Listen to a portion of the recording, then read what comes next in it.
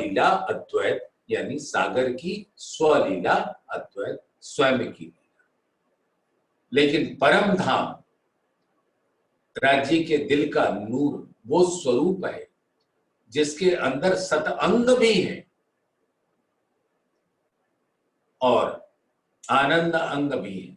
तो सत की लीला नहीं है, लेकिन वहदत में, क्योंकि वो भी राज्य के दिल के ही स्वरूप है, इसलिए अक्षर ब्रह्म को भी वहदत का ही स्वरूप कहा जाता है।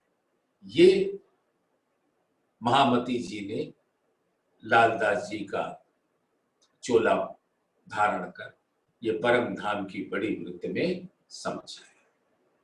इसी को कहते हैं वाहिदानियत। ये शब्द परम धाम की बड़ी वृत्ति में बड़े प्यार से लिखा है। तो सुंदर सा जब भी हम अपनी चितवन परम धाम के अंदर लगाएं तो जमाली के गुणों के साथ लहराएं। वहां सत्ता का कोई गुण लीलावान नहीं होता, वहां सिर्फ जमाली का सौंदर्य और प्रेम और आनंद की लीला होती है। तो सुंदर सा बस ऐसी ही वहदत का स्वरूप बताने का उस समय चौपाई उठी थी कि नूर तजल्ला नूर से जब जाओ बाहर। तो नूर इसमें राज्य का दिल है और उस दिल का जो प्रकट स्वरूप है परम धाम, जिसको नूर तजल्ला कहते, और उस परम धाम के अंदर धामधनी के दिल का हर स्वरूप है। तो अक्षर ब्रह्म भी राज्य के दिल के ही स्वरूप होने से वो भी वहदत में, तभी साफ साफ शब्दों में कह दिया गया, राज्य ने फरमा दिया, जो कछु चीज अर्स में सो सब वाहिदत माने, जरा एक वाहिदत बिना सो तो कछुए ना। तो अक्सर मैं सुनता हूं कि सुंदर साथ को कभी कभी ये ऐसी बातें बोल देते हैं कि अरे अक्षर से हमारा क्या लेना देना। हाँ, उनकी लीला से लेना देना नहीं, लेकिन जब वहदत के सागर में आते हो तो वो उससे अलग नहीं, वो भी हक जात है, तो उनको कोई छोटा ना समझे।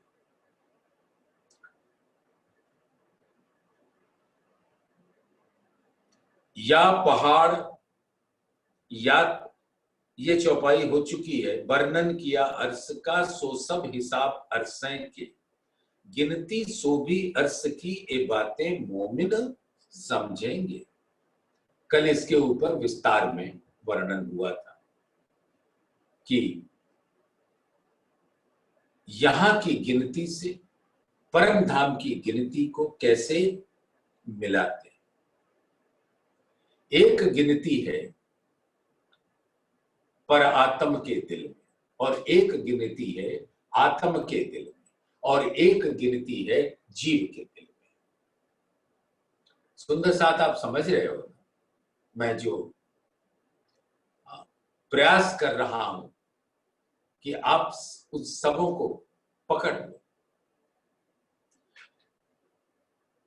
जीव के पास होता है सपने की बुद्धि, क्योंकि उसका प्रकटन स्वप्न स्वरूप से होता है। अक्षर ब्रह्म का मन अव्याकृत, उसका स्वप्न सरीखा स्वरूप मन का मन आदि नारायण, और आदि नारायण के चेतना का चिदाभास, यानी सिर्फ एक आभास मात्र है, वो ब्रह्मा विष्णु महेश। और विष्णु जी की चेतना का चिदाभास ये कोट कोट प्रकार के जीव। तो क्योंकि आदि नारायण स्वयं ही अक्षर ब्रह्म के मन के स्वप्न स्वरूप है, तो जो जीवों को बुद्धि आएगी वो स्वप्न की ही होगी। तो जीवों के पास है स्वप्न की बुद्धि, तो स्वप्न की बुद्धि सीमा में होती है। सुंदर साथ आप समझ रहे होंगे कि जैसे आप किसी एक कमरे में बैठे हो, तो स्वप्न की बुद्धि से विचारोगे तो ये 20 फुट लंबा है, 15 फुट चौड़ा है, 14 फुट ऊंचा है, इस कमरे का की धारणा आप बनाओगे। तो वो स्वप्न की बुद्धि से ग्रहण किया जाता है उस मापी। लेकिन जब आत्मा के दिल से मापा जाता है तो इल्म की जागृत बुद्धि को ग्रहण करके परम धाम का अनुभव होता है। और वही जागृत बुद्धि के साथ जब निज बुद्धि का, राज्य की बुद्धि का संयोग होता है तो उसका वारिस होता है परात्म। तो पर आत्म के पास निज बुद्धि और जागृत बुद्धि दोनों का समावेश होता है। आत्मा के पास जागृत बुद्धि आती रहती है और जीव के पास तो स्वप्न की बुद्धि रहती है। तो ग्रहण करने की क्षमता जितनी जीव की है उससे कोट गुना आत्मा की और उससे अनंत गुना परात्म की है। तो मापदंड जो बताया जाता है वो इस प्रकार से बताया जाता है कि पहले जीव उसको ग्रहण कर ले तो उसको सपने की बुद्धि की मापी दी जाती है कि इतने कोस लंबा, इतने कोस चौड़ा, इतने कोस ऊंचा। और किसी की भव्यता बताने के लिए जैसे बड़ी राम के जो महल है, मंदिर है, भौम है, वो 14 करोड़ 40 लाख कोस ऊंचा बताया जाता है। अब आप यहां सपने की बुद्धि से विचारें तो आप भौचक हो जाते हो, चकित हो जाते हो। आपके दिल में एक विस्मय, आश्चर्यजनक अनुभूति होती, क्योंकि आप 14 करोड़ 40 लाख को अपने अंदर ग्रहण ही नहीं कर पाते। तो वो सपने की बुद्धि से, आत्म के दृष्टि से एक इतना विशाल बता देते हैं कि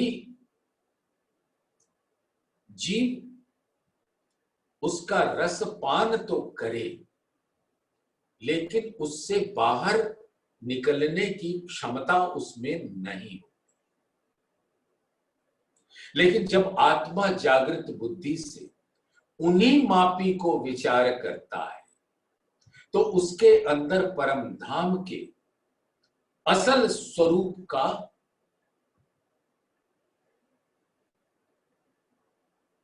ग्रहण करने की अनुभव आ जाती है। और पर आत्म को निज बुद्धि और जागृत बुद्धि, तो जैसे जैसे आत्मा जागृत होती जाती, पर आत्म के अंदर के दिल के अंदर जो निज बुद्धि और जागृत बुद्धि का समावेश होता है, उस बुद्धि से जब वो वही ज्ञान, वही इल्म धारण करती है तो उसको उसका असल अनंत स्वरूप उसके दिल में आ जाता है। एक ही मापी बताई गई, जैसे कह दिया कि पाट घाट 150 मंदिर लंबा और 150 मंदिर चौड़ा, या चांदनी चौक 166 मंदिर लंबा और 166 मंदिर चौड़ा, या यमुना जी 500 मंदिर लंबी और 9 लाख कोस उत्तर से दक्षिण तक की रास्ता। और जब मरोर खा के हौज कौसर में जाती हैं तो 4.5 लाख कोस इधर, और पुखराज से निकलती हैं तो 4.5 लाख कोस इधर, यानी पुखराज से हौज कौसर तक जाते जाते 18 लाख कोस हो जाता है। ये तो एक बताने की विधि है, और जिसका जितना ग्रहण करने की शक्ति है वो उसके हिसाब से उसको ग्रहण करता है। तो जीव सपने की बुद्धि से उसकी भव्यता, विशालता की सुंदरता का एक आभास अपने दिल में लेता है। तो जीव एक कल्पना के स्टेट में रहता है और आत्मा अनुभव के रूप में उसको ग्रहण करती है, और परात्म साक्षात उसको ग्रहण करती है, क्योंकि उसके पास राज्य की निज बुद्धि और जागृत बुद्धि भी है, जो कहलाती है अक्षर ब्रह्म की जागृत बुद्धि, लेकिन रहती है राज्य के हुक्म तले। जहां वो देना चाहते हैं वो देते हैं, उनकी मर्जी, और उनकी मर्जी पे कभी सवाल न करना कि इनको ऐसा क्यों, हमको ऐसा क्यों नहीं। जो सुख पर आत्म को सो आत्म ना पहुंचत, जो अनुभव होता है आत्मा सो ना ही जीव को गिरत। आप लोगों ने श्री किरंतन ग्रंथ में कदाचित 73 नंबर का प्रकरण है, उसमें ये आप पढ़ सकते हैं कि जो जीव को मिलता है वो उसके इंद्रियों को नहीं मिलता, और जो इंद्रियों को मिलता है वो उसके मन को नहीं मिलता, और जो मन को नहीं मिलता उसके जुबान को नहीं मिलता, इसलिए वर्णन नहीं हो पाता। ये आप आराम से पढ़िए, रस लीजिए। लेकिन अभी जो मैं आपके चरणों में बैठकर सिर्फ ये धामधनी की प्रेममयी बात बताना चाहता हूं कि जिसके पास जितना बड़ा कटोरा उतना ही वो ले सकता है। जैसे जीव के पास मान लो 5 लीटर की बाल्टी है, तो एक जीव के पास 5 लीटर की बाल्टी है, एक के पास 1 लीटर की बाल्टी, एक के पास मात्र एक चम्मच है, एक के पास कटोरी है, एक के पास ग्लास है, एक के पास ड्रम है, एक के पास टैंकर है। तो जिस जीव के पास जितना ग्रहण करने की शक्ति है, लेकिन है वो सीमाबद्ध। टैंकर भी होगा तो वो भी सीमाबद्ध होगा। और आत्मा तो पर आत्म जो ग्रहण करती है उसका अनुभव उसको पूरी तरह से आ जाता है। तो आत्मा का दिल और परात्म के दिल में तो कोई अंतर नहीं है। तो परात्म जो कुछ ग्रहण करती है उसका अनुभव साक्षात आत्मा के दिल में आ जाता है। लेकिन पर आत्म तो स्वयं वो सागर का स्वरूप है, तो वो साक्षात उसको दीदार हो जाता है। कि जिमी कैसा है, आसमान कैसा, 25 पक्षों के सौंदर्य के रूप की स्थिति क्या है। तो ये तीनों की स्थिति अलग अलग अलग, ये आप अपने अंदर विचार कर देख सकते हो। आपको एक बात कहूं सुंदर साथ, बहुत प्यार से लेना। जब हम चर्चनी पढ़ने या करने या सुनने के लिए बैठते हैं, तो आप स्वयं विचारना कि आप उसको ग्रहण कर रहे हो सपने की बुद्धि से कि जागृत बुद्धि से, कि जागृत बुद्धि और निज बुद्धि के सम्मिश्रण से। यह आपको कोई बाहरी वाला नहीं बताएगा, यह आप स्वयं विचार सकते हो कि वो कैसा सुंदर स्वरूप है।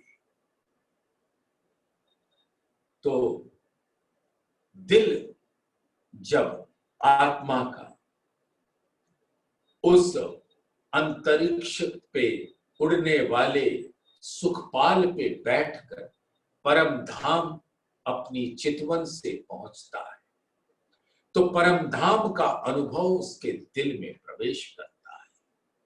और जब वो दिल में प्रवेश करता है तो पर आत्म का दिल उसको ग्रहण करता है। जब उसके अंदर जागृत बुद्धि तो राजी ने अब दे ही रखी है, निज बुद्धि भी दे दी, तो अब उसको साक्षात वो नजर आने लगता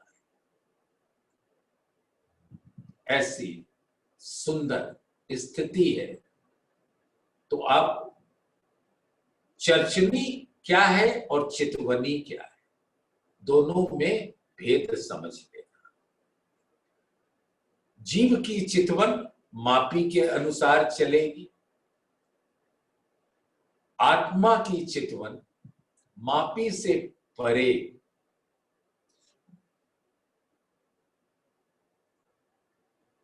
भव्यता से परे प्रेम के स्वरूप में अनुभव करें। और परात्म तो साक्षात उसका अनुभव करें। तो सुंदर साथ, ये इस चौपाई का कल थोड़ा खुलासा हुआ था।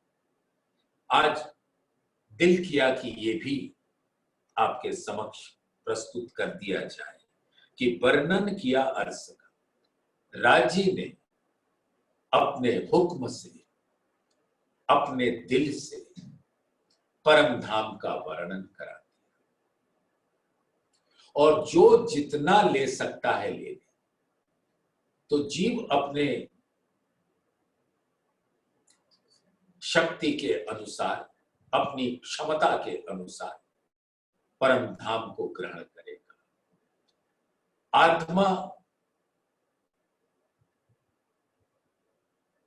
तो उसकी विशालता का अनुभव कर लेगी जागृत बुद्धि से। और पर आत्म जब निज बुद्धि और जागृत बुद्धि दोनों का समावेश उसके दिल में चलने लगता है, और आत्मा के दिल को भी वो महसूस कर रही है अपने दिल के अंदर, तो वो साक्षात स्वरूप को ग्रहण करती है और उसके अंदर वो अरस परस महसूस कर लेती है, क्योंकि वही तो सागर है, वही तो लहर।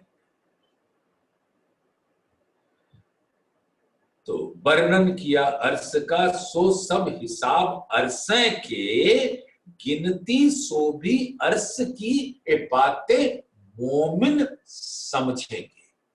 इस तन में इस आदमी के अस्तित्व को मोमिन कह दिया, अच्छी बात है, लेकिन मोमिन के अंदर जो रूह है वो आत्मा है।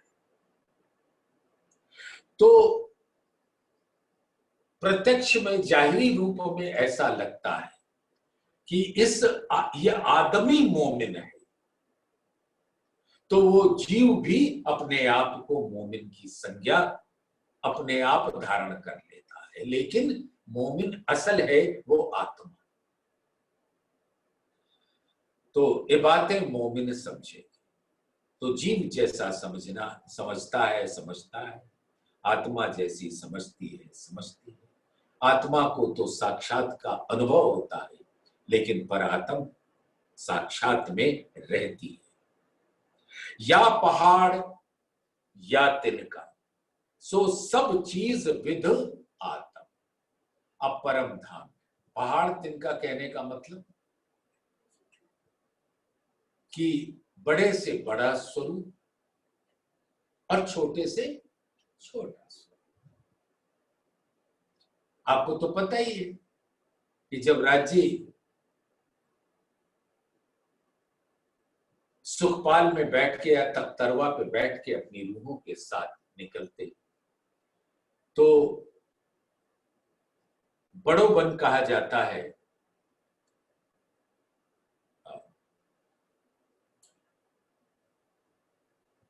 250 कोस ऊंचा, मधुबन कहा जाता है 1000 कोस, 500 कोस ऊंचा, बड़ो वन महावन 1000 कोस ऊंचा। लेकिन जब सुखपाल चलता है तो आप ये मत सोचिएगा कि सुखपाल आसमान में उड़ता है, जैसे यहां हवाई जहाज आसमान में उड़ते हैं।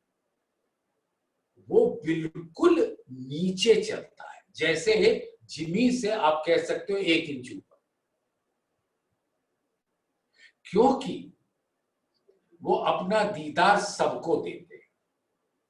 तो जो घास है वो भी सिजदा बजा सके, और जो पहाड़ है वो भी घास के बराबर हो जाए, दूध जैसी, वो भी वहां साष्टांग लेट जाए सिजदा करने के वास्ते।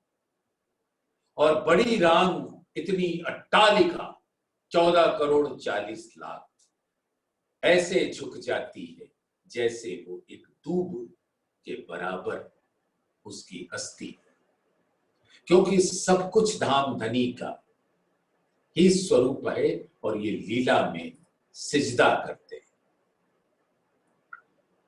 तो या पहाड़ या तिनका, सो सब चीज विद आत्मा, सभी आत्माएं हैं, सभी रूह।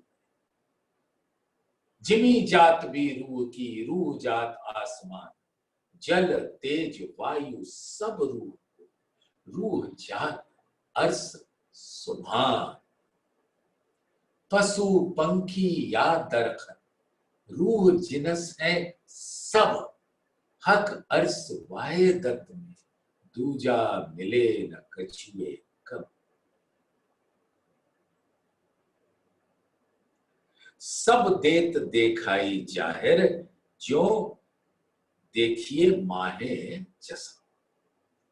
अब ये आत्मा के लिए कहा जा रहा है कि जब इल्म का प्रकाश आत्मा अपने दिल में भर लेती है, तो अपने अंतर्दृष्टि से परम धाम का स्वरूप उसी प्रकार से अनुभव करती है जैसे परात्म साक्षात उसमें रहती।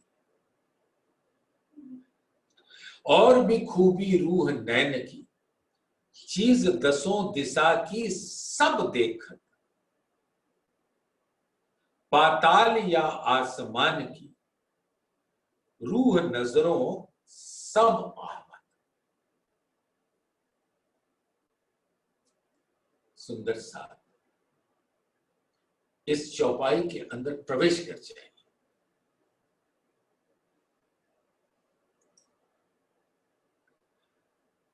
खूबी माने गुण, यानी कि और भी खूबी रूह नैन की। तो यहां पे रूह किसको कहा जाएगा? क्या मात्र ब्रह्म सृष्टियों को कहा जाएगा कि परम धाम के 25 पक्षों में जो जो रूप स्वरूप है उन सब के लिए कहा जाएगा? क्योंकि इस चौपाई के पहले ही उन्होंने वर्णन कर दिया कि या पहाड़ या तिनका सो सब चीज विद आत्म। आत्म माने रूह, रूह माने दिल, और दिल माने राज्य का दिल, यानी सबके अंदर राज्य का दिल यानी नूर मार्फत स्वरूप विराजमान। तो सबके सब चेतन है, सबके ज्ञानेंद्रियां है। क्या ज्ञानेंद्रियां? नयन, श्रवण अंग, नासिका, रसना और त्वचा, जो स्पर्श का सुख देती है। ये 5 ज्ञानेंद्रियां हैं और पांचों ज्ञानेंद्रियां पांचों का काम करती परम धाम। यानी कि नैन सूंघ भी सकती है, रस भी ले सकती, बोल भी सकती और सुन भी सकती, और देख तो मुख्य उसका गुण है ही। तो जरा हम सभी अपने आत्म स्वरूप से परम धाम का एक भ्रमण करें।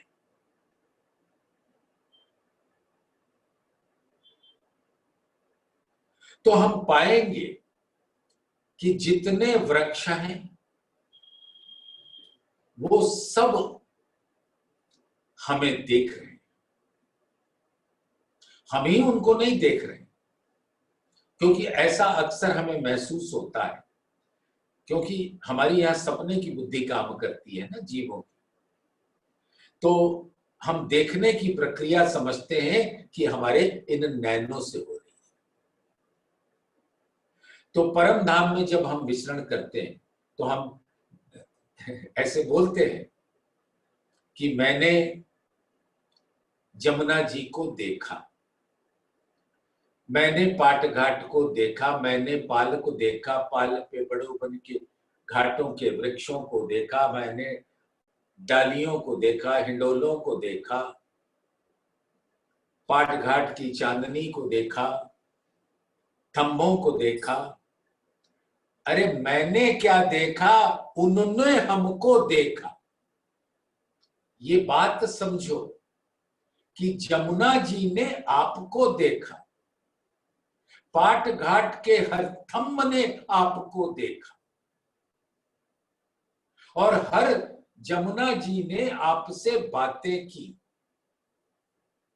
पाट घाट ने आपसे बातें की, और पोखराज पहाड़ ने आपसे बातें की। क्योंकि सारी आत्माएं और सभी के पास ये 5 ज्ञानेंद्रियां हैं, और हर कोई हर ज्ञानेंद्रिय से हर ज्ञानेंद्रिय का काम ले लेता है बिना किसी चिंता के। तो जैसे आप बैठो,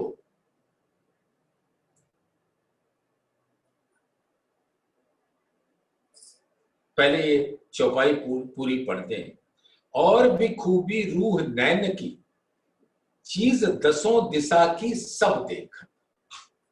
10 दिशाएं सुंदर साथ आप सबको मालूम, आप तो बहुत ज्ञानी हो, फिर भी मैं आपके समक्ष उन 10 दिशाओं का नाम एक बार ले लेता हूं, जिससे आप उसे ग्रहण कर सको।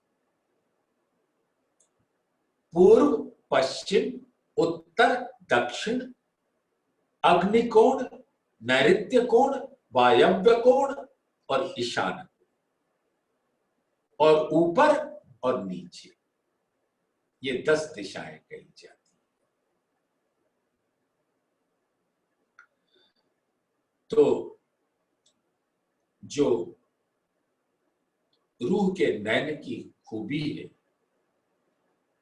एक्चुअली ये पांचों ज्ञानेंद्रिया जो है वो दिल की है। रूह और दिल में कोई फर्क नहीं होता, आत्मा और दिल में कोई फर्क नहीं होता। तन का एक अलग स्वरूप होता है, लीला करता है, लेकिन जो रूह है वो दिल की। तो जब और भी खूबी रूह नैन की, यानी कि आत्मा अपने दिल से हकीकत स्वरूप परात्मा अपने दिल से दसों दिशा की हर चीज देख पाती और अपने हर ज्ञानेंद्रिय से देखती। एक विचार करो सुंदर साथ, ध्यान लगाओ। आप पाट घाट, पाट 16 थंभों पे आया है तरेहटी से, जमुना जी के सुंदर पाट। उसके ऊपर कितने थंभ हैं? 12। 4 कोने वाले, 4 कोने के थंभ, 4 नीलवी के थंभ। नीचे से जो 16 है वो तो नीलवी है ही। अब पाट पे ये 4 नीलवी के थंभ, और पूर्व की तरफ 2 माणिक के थंभ, दक्षिण की तरफ मतलब नीलवी के दोनों थंभों के बीच में, और दक्षिण की तरफ इसी प्रकार से दोनों नीलवी थंभों के बीच में 2 हीरे के थंभ, और पश्चिम की तरफ दोनों नीलवी के बीच में 2 पांच के थंभ, और उत्तर की तरफ दोनों नीलवी के बीच में 2 पुखराज के थंभ। और एक एक थंभ जो है उसकी मोटाई एक एक मंदिर की है। और अभी एक गिनती आपने सुनी थी कि एक मंदिर 100 कोस का होता है, यानी 320 किलोमीटर यहां की सपने की बुद्धि के गणना के अनुसार। तो सोचो वो कितना मोटा थंभ है, और उसके अंदर गोलाकार सीढ़ियां हैं, जैसे आप लोगों ने यहां हिंदुस्तान में कुतुब मीनार के अंदर सीढ़ियां देखी दिल्ली। तो उस सीढ़ियों से चढ़कर हम पाट घाट की चांदनी पे पहुंचते। वैसे तो आप जानते हैं हम मन के वेग से कहीं भी कभी भी पहुंच सकते हैं, लेकिन ये एक शोभा दिखाई है कि वो गोलाकार सीढ़ियों से खंभों के अंदर से चांदनी पे पहुंचते हैं। और चांदनी तो इतनी बड़ी है, जितना बड़ा पाट उतनी बड़ी चांदनी, जो कल वर्णन हुआ था कि यहां की सपने की बुद्धि के मापी के अनुसार 48,000 किलोमीटर लंबा और 48,000 किलोमीटर चौड़ा, और उसके बीचों बीच में सुंदर कंचन रंग का सिंहासन विराजमान है, गादी वगैरह सब सुंदर बिछा हुआ है, और 6,000 कुर्सियां भी रखी। हर कुर्सी पे हम 2-2 ब्रह्म सृष्टि सुंदर साथ पर आत्मा बैठे।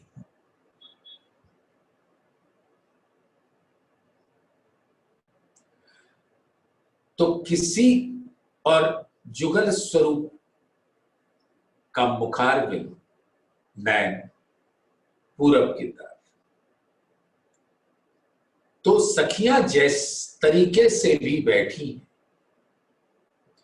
किसी के नैन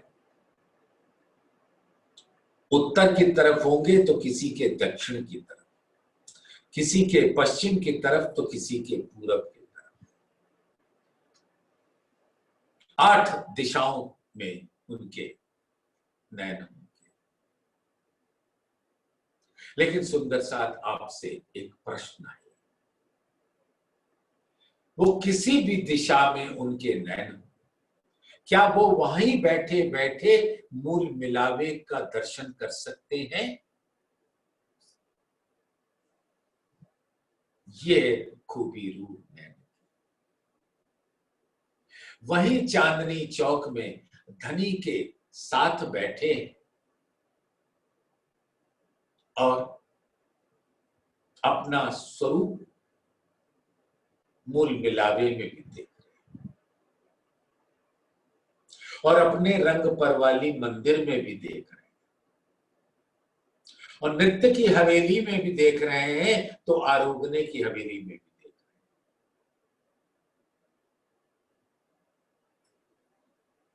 सर्वरस सागर के मंदिरों, महलों, हवेलियों, कोठड़ियों में भी देख रहे हैं। परम धाम के कोई स्थान ऐसा नहीं है जहां ये नूरी आत्मा ना हो। नूर से खाली कोई जगह नहीं है और नूर ही राज्य का दिल है, जो रूह है। और वही रूह हर जगह विराजमान है, एक ही समय में। जिसका एक उदाहरण आप बहुत अच्छी तरह से नवे भौम के छज्जे की बैठक की शोभा में ले सकते हो। कितने हाथ हैं? 201। एक हाथ तो 10 मंदिर चौड़ा है, उसके दाएं बाएं वाले हाथ 25-25 मंदिर के और बाकी सब 30-30 मंदिर। और बाहरी हार मंदिर नहीं है और उसकी जगह पे वो छज्जे की बैठक आती है। तो हर हास में एक ऐसा ही, जैसे अभी चांदनी चौक, अभी पाट घाट की चांदनी पे वर्णन हो रहा था, इसी प्रकार से धामधनी का सिंहासन और 6000 कुर्सियां, बिल्कुल उसी प्रकार से। और वर्णन में आता है कि धामधनी इतने लाड़ में भर जाते हैं कि अपनी माशूकों को अपने पतली कोमल नरम गौर उज्जवल गहरी लालक लिए हुए अंगूरी से इशारा करते हैं और उस इशारे से सब कुछ बता देते हैं कि देखो, यहां से बड़ी राम तक की जितना कुछ आप देख सकते हो उसकी ऐसी ऐसी शोभा है और वो शोभा धामधनी हमारे दिल में स्वयं भर आते हैं।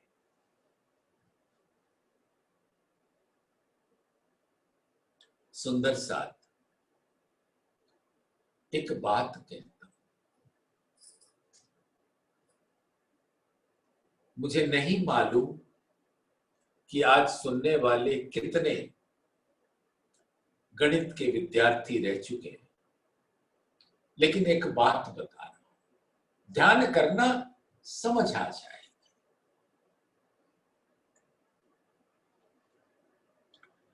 परम धाम का दृश्य गोल बताया जाता है, इसलिए कि उसकी कोई सीमा नहीं।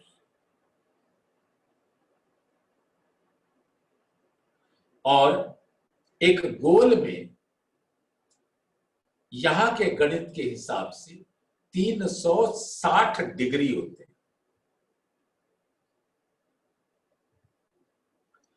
और जैसे 0 डिग्री, उसके बाद एक किरण चले 1 डिग्री,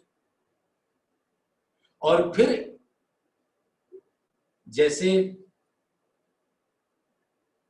आप मध्य में कहीं बैठते हो तो वहां से वहां का थंब एकदम आपके नजीक में है और बड़ी राम ऐसे लगता है जैसे बहुत दूर है।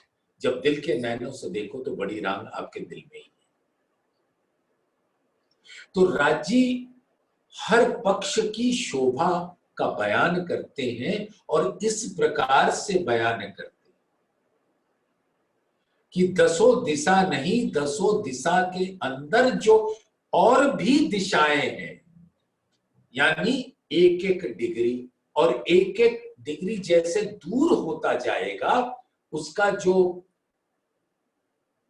बहुत बड़ा क्षेत्र हो जाता है, मध्य में बहुत महीन होता है, और जैसे जैसे नजीक से दूर चलते जाते हैं वही एक डिग्री बहुत बड़ा हो जाता है।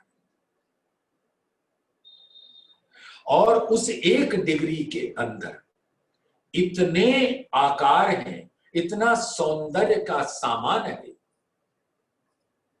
कि वो धामधनी लाड़ पिलाते समय उनको लगता है कि इस एक डिग्री के अंदर बहुत सारे डिग्री कर दूं, जिससे कोई वृक्ष का एक पत्ते की शोभा भी इनके दिल से बाहर ना जाने पाए। और ऐसे नवी भूमि के छज्जे की बैठक में चारों तरफ एक साथ हर हाथ में राजी, श्यामा जी और 12,000 रूह हैं, ऐसे 201 हाथ। और हर हाथ में एक साथ अगर बड़ी रांग की शोभा बता रहे हैं तो उसी समय पश्चिम वाले हाथ से पश्चिम के चौगान और चौथा सागर दधि सागर की शोभा बता रहे हैं।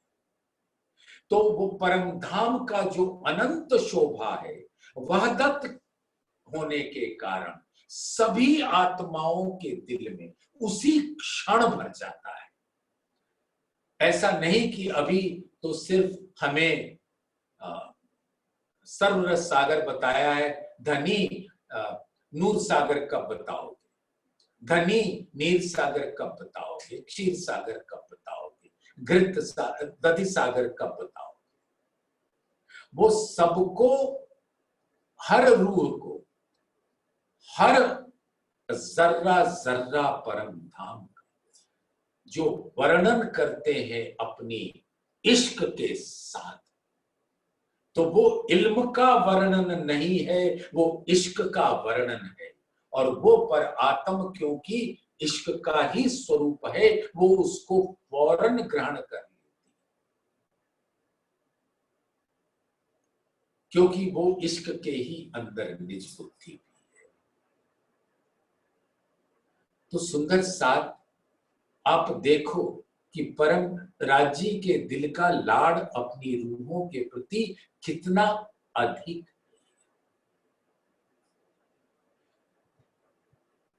तो जैसे आज सुबह की चर्चा में था, ये कोई लंगर नहीं है कि किसी को कम मिला किसी को ज्यादा।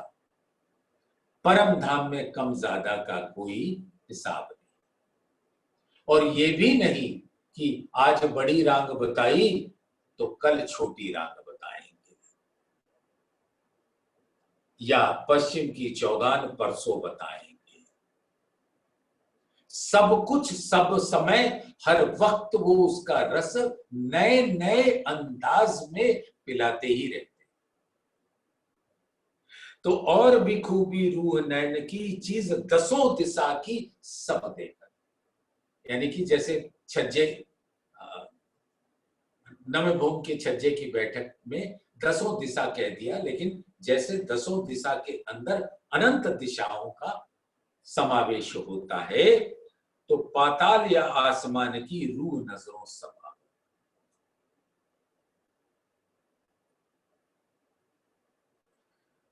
सुंदर साथ एक बात और बताता हूं, दिल से लेना।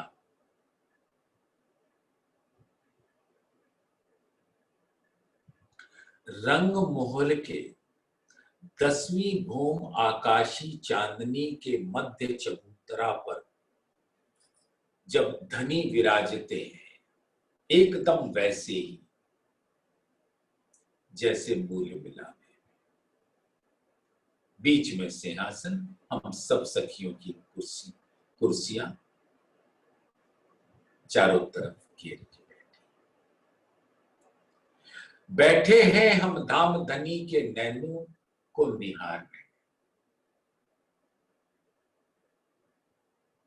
और धाम धनी हमको आसमान में चांद दिखा रहे हैं, पूनम की चांदनी, अनंत शीतलता लिए हुए, उसकी किरणें लहरें उतर कर हम सबको आच्छादित कर रही हैं, मानो हम सबको आलिंगन बद्ध कर रही हैं। तो सखियां बैठी हैं और आसमान में उनके दिल का नैन उस दिशा में पहुंचा, आसमान। तो वो उतर आता है आत्माओं के दिल में, प्रकाशित होता है आसमान में और उतरता है आत्माओं के दिल में।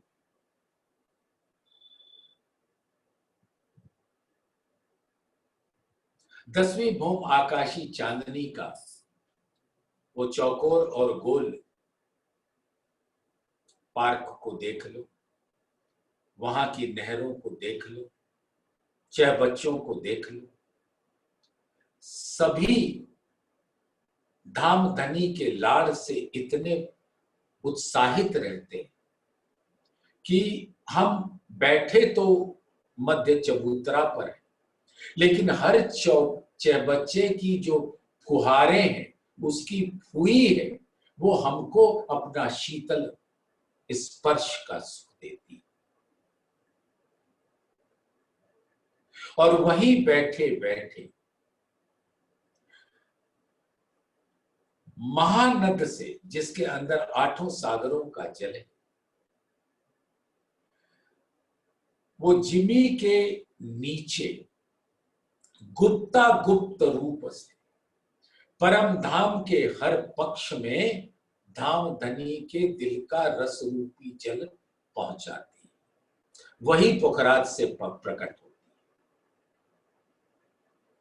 है, वही रंग महल के इस तूनों में, वही चय बच्चों में, वही झरना, सब तरफ।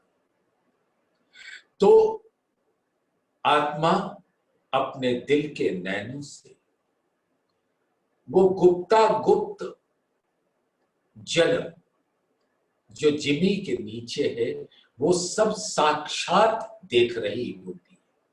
तो जैसे जिमी के ऊपर की लीला है, वैसे ही जिमी के अंदर भी लीला है, आत्मा, जल रूपी आत्मा।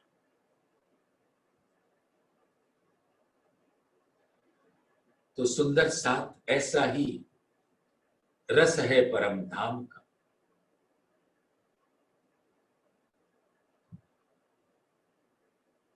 रूह का यही लक्षण बाहर अंदर नहीं दोए,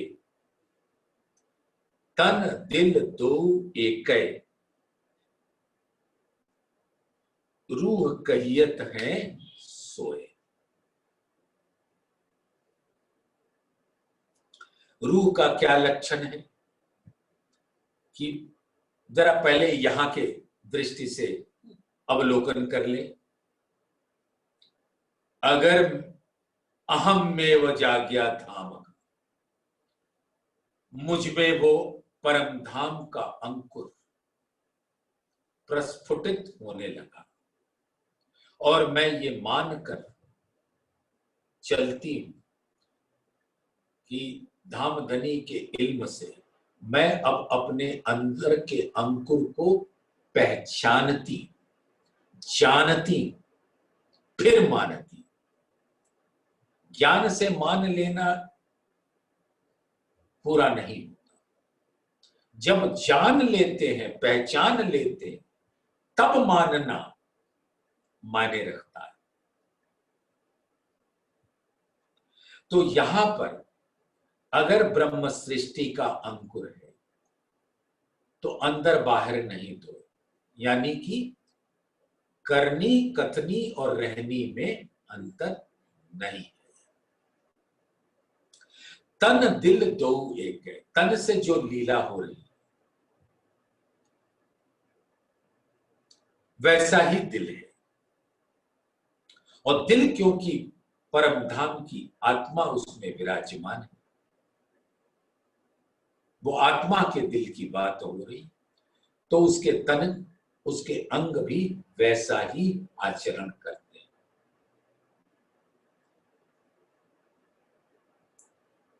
तो तन दिल दो एक है, रूह कहियत है सोए, उसी को रूह कहा जाता है। अब इसी चौपाई को आप परम धाम में देखो। मूल में पर ब्रह्म, पूर्ण ब्रह्म, सच्चिदानंद का दिल मूल है, वो प्रकट होता है और वो अनंत रूप धारण करते हैं, और हर रूप के अंदर वही दिल होता है।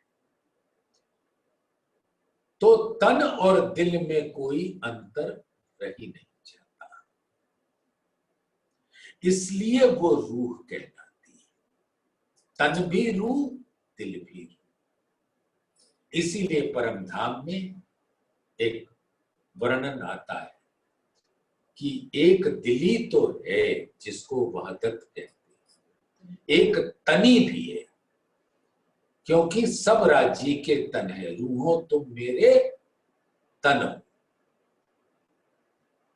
तो सुंदर सा आज क्या बताऊं, आज सिर्फ 3 चौपाई का ही वर्णन हुआ। 5वां कल किया था, उसको आगे बढ़ाते हुए उसको ले लीजिए तो 4 चौपाई का वर्णन। तो ये 8वीं चौपाई तक हम पहुंचे हैं आज। बाकी धाम धनी की मर्जी, जैसा दिखाएं वैसा देखेंगे, जो सुनाएंगे वो सुनेंगे, जो पिलाएंगे वो पिएंगे। धाम धनी की मर्जी। बोलो श्री प्राणनाथ प्यारे की जय। बोलो